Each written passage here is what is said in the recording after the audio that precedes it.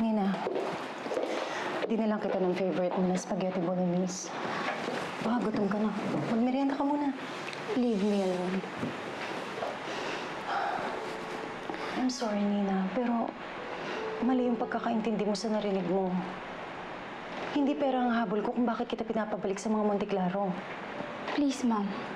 Leave me alone. No, I'm not going to leave until you listen to me. It's true na kailangan ko ng 10 million pesos. Pero hindi yung reward ang rason kung bakit kita pinapaalis. Kapag hindi mo nabayaran yung utang mo kay Mr. Vihandre na nagkakahalaga ng 10 milyong piso sa loob ng isang buwan, magtago ka na pati ang anak mo.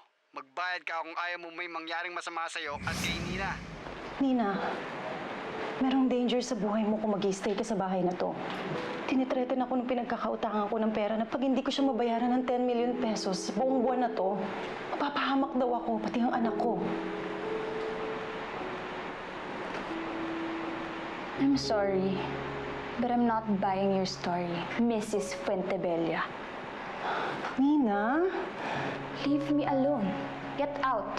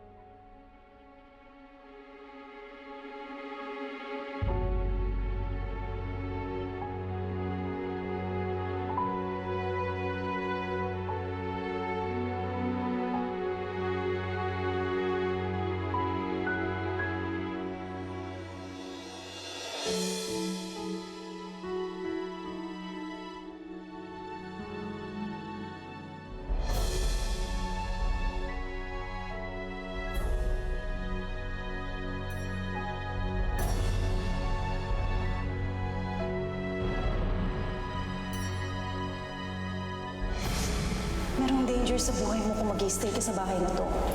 Tinitreten ako nung pinagkakautangan ko ng pera na pag hindi ko siya mabayaran ng 10 million pesos sa buong buwan na to, mapapahamak daw ako, pati ang anak ko.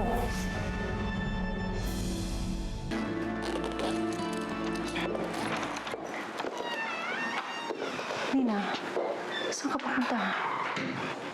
Babalik na po ako sa mga Monteclaro. Naniniwala ka na safety mo ang habol ko, kaya kita pinapaalis? Thank you, Nina. May nagpadala ng grenade sa'yo kanina. May kasamang death threat. Mabuti siguro umalis na lang din kayo dito. No, hindi ko magagawa yan, Nina. Mahahanap at mahahanap din nila ako. Tsaka baka lalo ka lang mapahamak kung magtatago ako sa kanila. Sana ako ngayong anak Kareninang hinahanap nila. Para makuha mo na yung 10 million na reward. Para mabayaran mo na yung utang mo. Para wala nang mag-threaten sa'yo.